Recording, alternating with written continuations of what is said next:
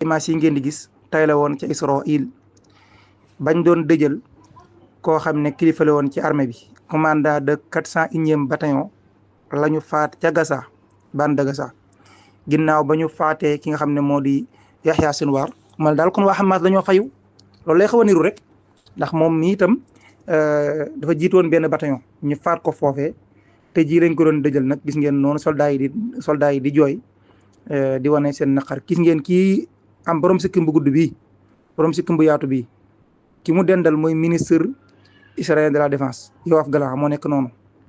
kooku ñu ngi jàppoo ci kaw mooy néew ba ki ngeen gis muy jooy gis ngeen de Israël faat gi ñu faat kenn ki seen ay soldat ki jiite benn bataillon lii ñu jooyee ba daanaka di sërxët te waxtu wu nekk ñu dëkke ji faat ay doomi jàmbur di faat ay civil ak xale mi ngoog rek di faat doomi jàmbur te bu ñu faatee sa doom ngay jooy war nañ koo bàyyi xel tey moom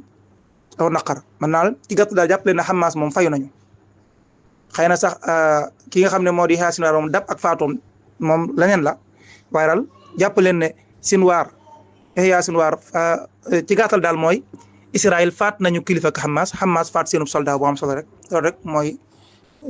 réponse du bercer à la bercer yaakaar noonu lañ koy waxee muy lu ñeel mbirum diggante Corée du Nord ak Corée du Sud. Corée du Sud ñooy tuumaal waa Corée du Nord ne dañoo yebal ay leen ci seen ay soldats ñu dem ci Russie ngir jàppale leen ci xeex bi dox seen diggante ak waa Ukraine. OTAN nag dañoo jàpp ne bu fekkente ne Corée du Nord def na loolu moom dana nekk benn escalade bu mag a mag ci diggante OTAN ak itam ñi nga xam ne kon ñoo di waa Russie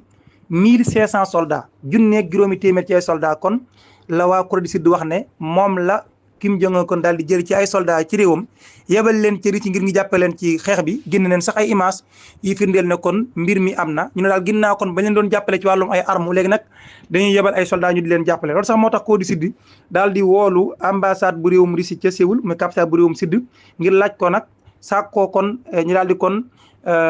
ñoom waa Russie retraité ci na mu gën a daal di kon jëlee ci na mu gën a gaawee soldat yu réewum Corée du Nord yi nekk seenum réew ngir di leen jàppale ci xeex bi dox seen diggante ak waa Ukraine lii kon fan yi la fës ñu ne kon Corée du Nord dafa jël ay soldat yebal ci Russie ngir ñu jàppale ko seen diggam ak waa Ukraine